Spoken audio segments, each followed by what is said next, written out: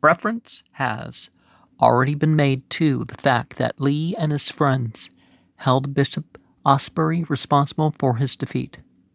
It has been generally reported that when the tie vote was announced, Asbury was desired to say which of the two he preferred, and this he properly declined to do. It is probably upon no more serious ground than this that Asbury was credited with the election of the one and the defeat of the other. I have in my possession, while these pages are being written, an autograph letter from Lee to Asbury, in which their differences are discussed. It is a very human-like epistle, such as good men have been too often portrayed into writing. It has passed through the hands of the least two great historians of Methodism, who, after nearly 100 years, treated it as private. I shall not presume to do otherwise. It is worthy of note that at this general conference, the salary of the preachers was raised from $64 to $80 per annum. That it was some recognition in a financial way of the dawn of the 19th century.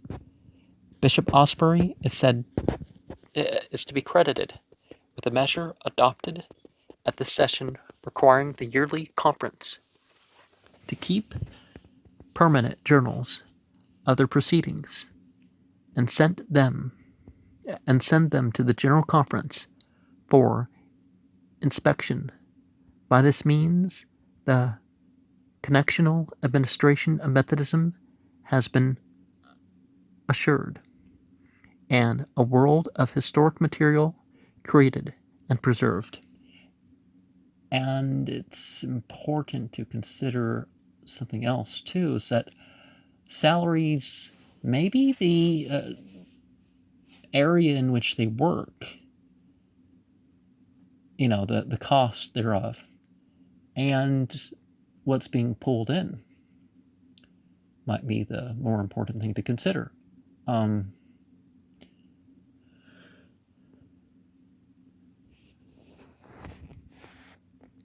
Are what their actual need is, but should churchgoers pay for people to be clergy? Or should it be an exemplary position which people rise to out of their ordinary circumstances? Asbury, at last, had a college upon whose presence he could count. They were already bosom friends and intimate traveling companions, so there was no time required to get acquainted and agree upon an itinerary. 3 of the scheduled conferences for the year remained to be held. The first of these was in Delaware, and thither the 2 bishops, accompanied by Jesse Lee and others, repaired. The conference was at Pentecost. Bishop Asbury estimates that 100 conversations occurred during the sitting. This was only a repetition of what had happened at the General Conference a fortnight before. In fact, the revival which had swept Virginia, Maryland, and the other Southern conferences had leaped across the Chesapeake and caught in Delaware and the Jerseys, and was moving northward every day. When the 2 bishops came to hold the conference in New York late in June, the spirit of awakening was found to be equally manifest in that quarter. Bishop Asbury wrote, "We have had a mighty stir in the Bowery Church for 2 nights, past until after midnight. Perhaps 20 souls have found the Lord." With the customary end of summer or autumn round through New England and down the pleasant banks of the Hudson, Asbury was back in Maryland and at Perry Hall, but he met a sad situation in that once homelike place. The walls, the rooms, no longer vocal, he wrote, all appeared to be hung in sackcloth. I see not the pleasant countenances, nor hear the cheerful voices of Mr. and Mrs. Goth.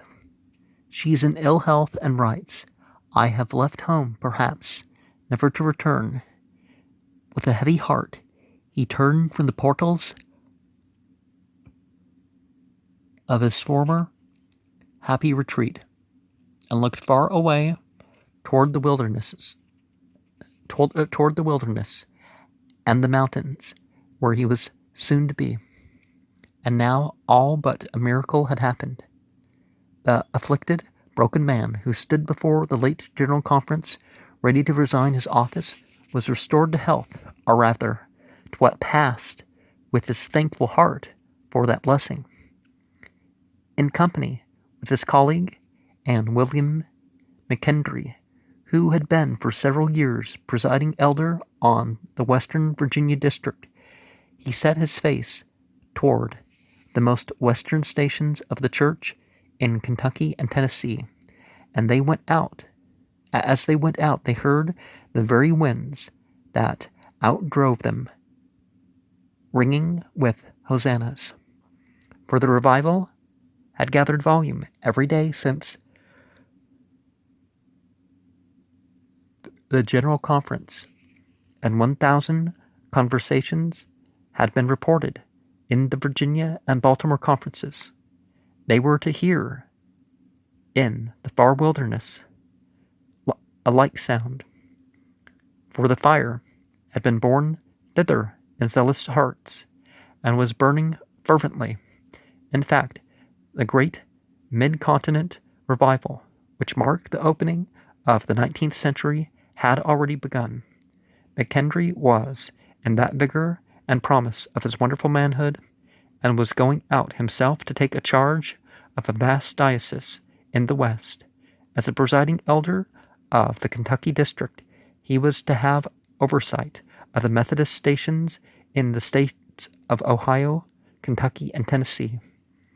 Later, his authority was to extend from the Scioto in Ohio, and the Natchez settlements on the lower Mississippi. It's difficult sometimes to tell what the actual Native Americans tribes were based on what, accounts like this, because they call themselves something different. Sometimes it's similar, sometimes it's not. Sometimes they called tribes after what they were yelling out when they were being attacked by the white settlers. 6 years and more he brought in and watched over this imperial heritage, at the end of which time the church, as by inspiration, called him to the office and work of a bishop. Over an accustomed route, the bishops and their companion entered Kentucky, but from Bethel, where the conference was held, and where Bishop Asbury wrestled again with his miniature Cokesbury problem, they pushed on the westward and southward several stages, beyond the farthest point previously reached by Asbury. They were now in Middle Tennessee, and their destination was Nashville, thriving young city on the Cumberland. In his journal, Asbury says, I rode to Nashville, long heard of, but not seen by me until now. The first church of the Methodists in that capital was built of stone. It was at this time in an unfinished condition, but Asbury opined that when completed it would be a grand house. It was, however, used on the occasion of the visit of the 3 august men, each delivering a discourse within its walls, McKendry having the honor of speaking first. The church, which was afterwards named in his honor, has had several successors, but has maintained a vital witness until this day. The old-time camp meeting, which exercised so great an influence on Methodist evangelism for 3/4 of a century, originated amongst the Presbyterians and Methodists in the Cumberland Valley. About the beginning of the 19th century, it was during this journey that Asbury had his first experience with this Christian Feast of Tabernacles. The camp was near Nashville, at a place called Dickinson's. The bishop draws a vivid picture of it. The stand was in the open air, embosomed in a wood of lofty beech trees. Fires blazing here and there dispelled the darkness, and the shouts of the redeemed captives and the cries of precious souls struggling into life broke the silence of midnight. They heard in the west the echo of the Spirit's work in the east, and so assured turned their faces thankfully toward the sunrise. Passing out of Tennessee, the two bishops entered North Carolina, and thriding the scenic course of the French Broad River, they crossed the mountains and came again into the salty airs of the Atlantic seaboard. The second year of the century was distinguished by the recovery of the membership lost to the connection by the O'Kelly Schism. This year, the numbers in society reached approximately the figures reported in 1791, the year before O'Kelly's departure. But the autumn of 1801 and the spring of the succeeding year totaled a net addition to Methodism of nearly 14,000 members. So mighty and so general had the revival been. This year also brought Asbury a new and effective champion in the controversy with O'Kelly. This astute polemic was Nicholas Snethan, a young and eloquent itinerant, whom Asbury chose to be his traveling companion during much of the conference year. Snethan's answer to O'Kelly proved an end of controversy, and the O'Kelly ghost was permanently laid. Snethan afterwards achieved much distinction and was elected chaplain to Congress. But the record had an anomalous end. He, at last, rejected the idea of the episcopacy, which he had defeated, and became one of the founders of the Methodist Protestant Church. Nevertheless, this honest departure has never discounted him in Episcopal Methodist annals. His name is a heritage of the whole Wesleyan house. It was accounted by Asbury a providence that the sitting of the Virginia Conference had brought him into that state about the time of the death of his much revered friend, the Reverend Devereux Jarrett. Although Jarrett had not maintained his former close and cordial relations with the Methodists after the organization of the societies into a church, his relations with Asbury had never been disturbed. His evangelical spirit had left him in constant isolation from his high church brethren, and the memories of the old Virginia days of the first revival had been mutually sweet to him. And Brother Asbury, the Methodist bishop, preached the funeral of the dead churchman and left in his journal a tender and grateful tribute to his memory. In October, the Episcopal party was in South Carolina. the disturbance of the public mind in that state over the very stringent rule and recommendations on slavery voted by the General Conference of 1800 was great, and Asbury was much perplexed. He himself, while most pronouncedly anti-slavery, saw the necessity for handling the matter delicately and discreetly, and for the most part his example was followed by the preachers. He came at last to doubt as if the legislation of the church on the subject had been wise, and wished for some wholesome and dependable rule.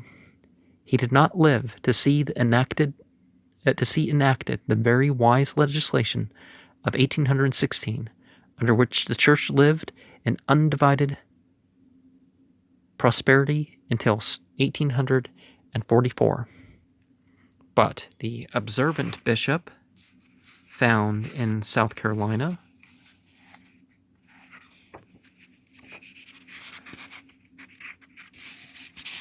of this time a matter more in the way of religion than any controversy on either economics or ethics, with the same basic belief. Other things tend to follow, so that's why you have to be delicate about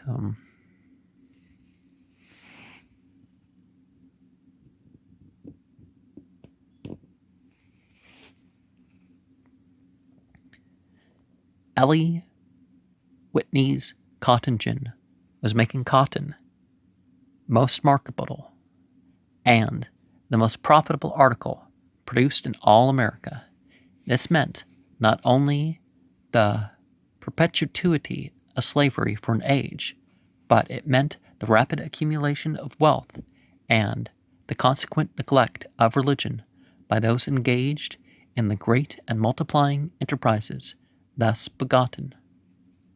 In reviewing the outlook, the unworldly bishop remarked, "I cannot record the great things upon religion in his quarter, but cotton sells high.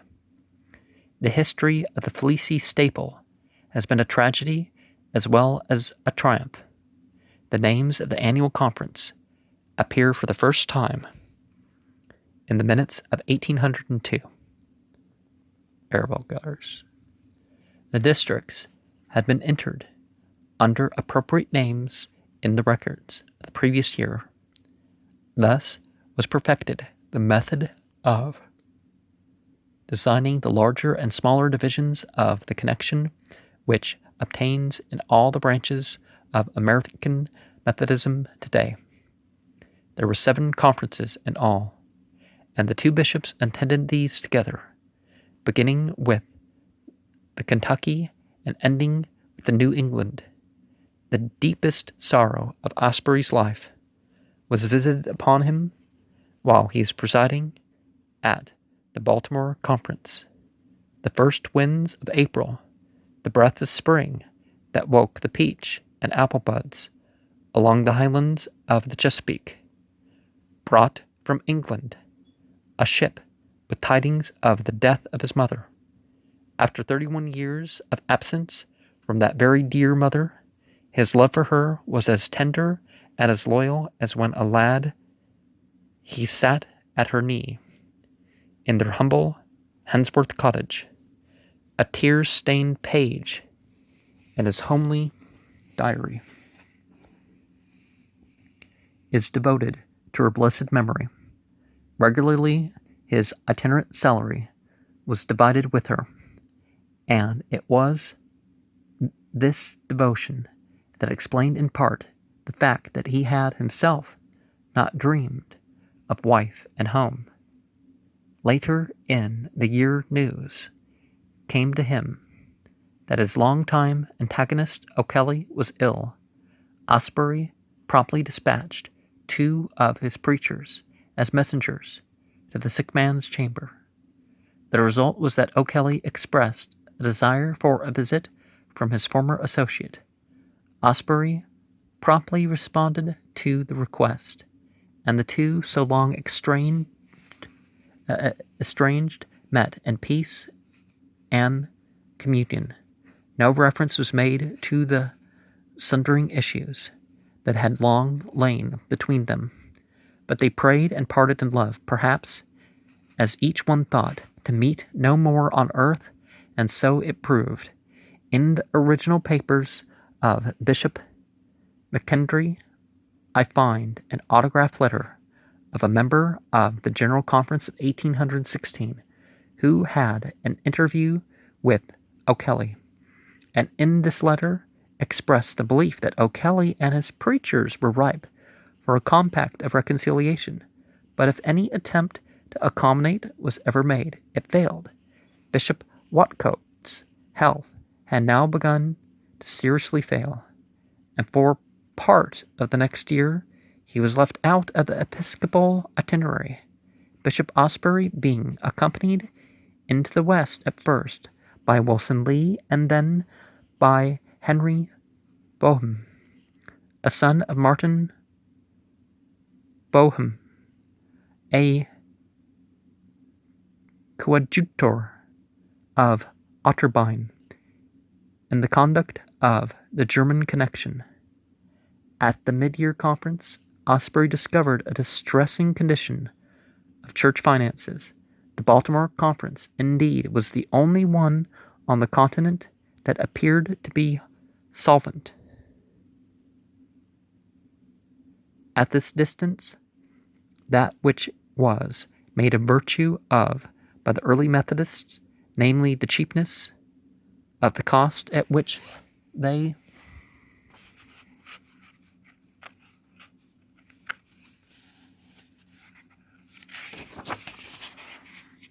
maintained a ministry, is seen to be the weak point of their system. In the midst of ever-multiplying plenty, the liberality and large-spiritedness of the church were repressed by a mistaken standard of asceticism set for the ministry. It retarded the institutional growth of the connection and made the incipient causes of missions, education, and church extension unnecessarily difficult. It also restricted whatever growth was realized in these directions to an ideal both imperfect and disparaging. It was one of the struggles of Methodism to break over these precedents and clothe it with the progressive spirit of the New Age. An early symptom of this Renaissance was the gift about this time of £300 by Miss de Peyster for the bishops and clergy of the Methodist Church.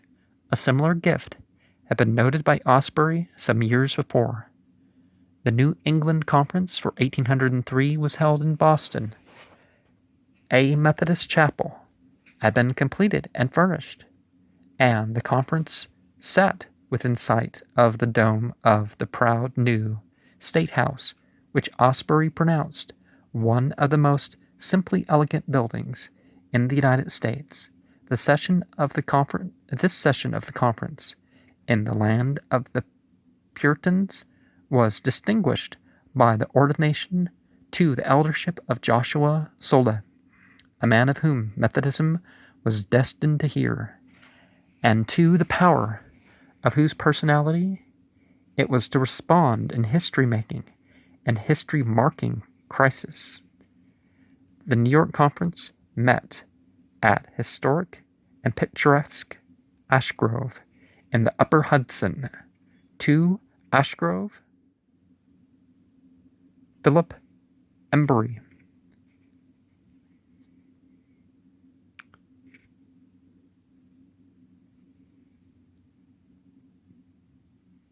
the Hawks, and other loyal Methodists of New York had emigrated at the breaking out of the Revolutionary War.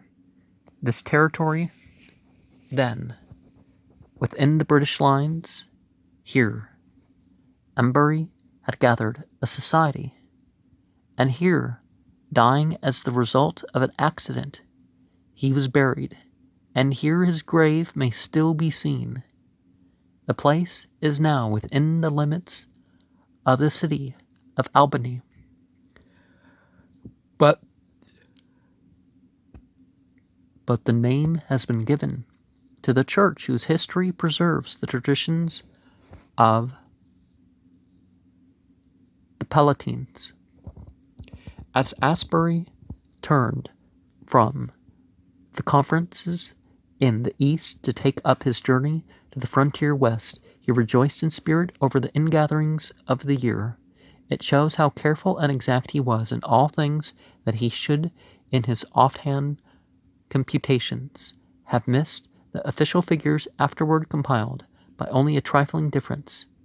By a fair and accurate computation, he wrote, I judge that we have added, exclusive of the dead, the removed, and had the expelled, and withdrawn 13,300. Our total for the year of 1803 is 104,070.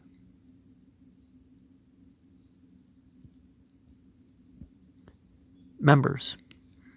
In 1771, there were about 300 Methodists in New York, 250 in Philadelphia, and a few in Jersey. I then longed for 100,000. Now I want 200,000. Nay, thousands upon thousands.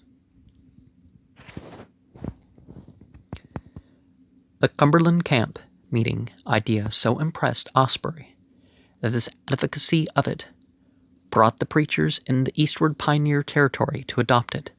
A great camp was projected on the Monongahela for August, and to this camp Bishop Asbury and his companion rode on their way into Ohio and the Kentucky and Tennessee districts of the Western Conference.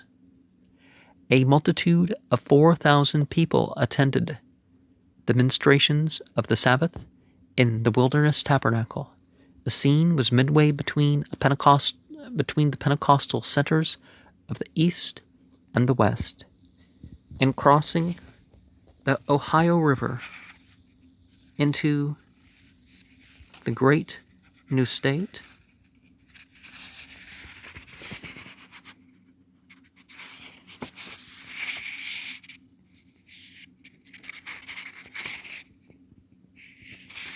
of that name, the bishop and his party had sight of the flotilla of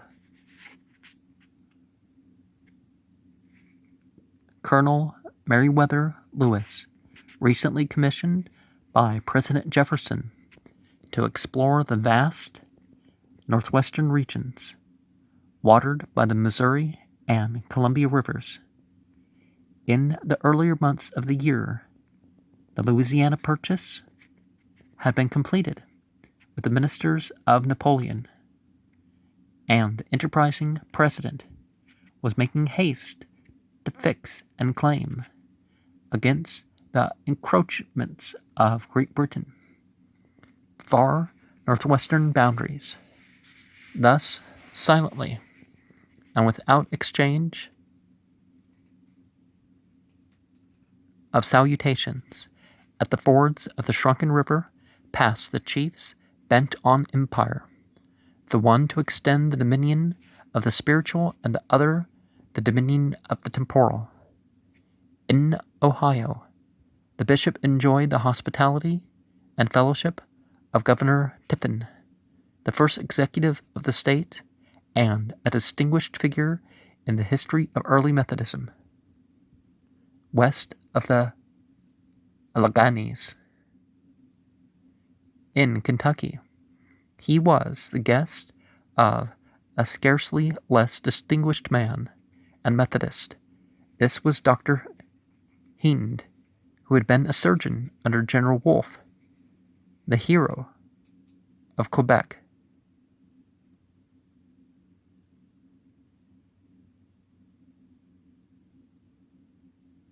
Before his contact with Methodists, he was an infidel.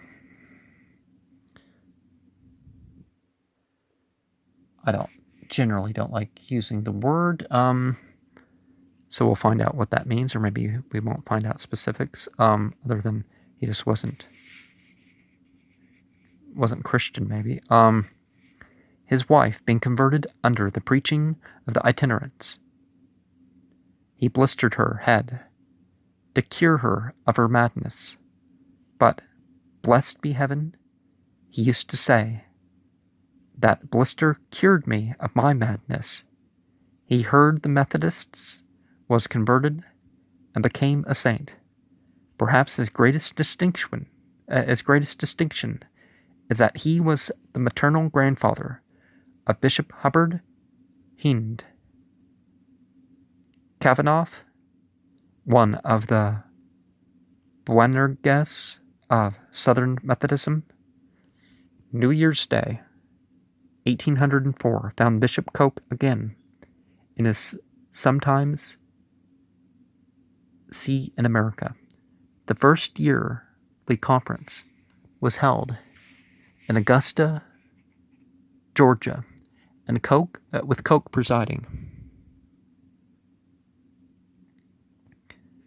Asbury made the appointments, amongst them one for Bishop Coke to preach all the way from South Carolina to Boston before the meeting of the General Conference. I mark this year, he wrote, as the greatest that has ever been known in the land for religion. In passing through Charleston, he preached in the great house, which Hammett had built, and which had lately come into the hands of the regular Methodists. We have already referred to one of Asbury's reasons for choosing a celibate life.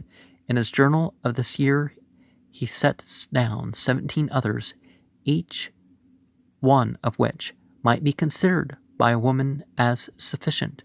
To his plea in extenuation, he adds this observation: if I have done wrong, I hope God and the sex will forgive me. It is my duty now to bestow the pittance I have to give upon the widows and fatherless girls and poor married men. There is a delicious touch of humor in that last clause. In this connection, the note is suggestive that he proceeded immediately to Norfolk and organized a women's society, on which act he comments as follows: at a meeting of the women, we laid the foundations of a female charitable society similar in plan to those in New York and Baltimore, but more liberal. May this live, grow, and flourish when I am cold and forgotten. Are not the strongly organized and splendidly efficient women's missionary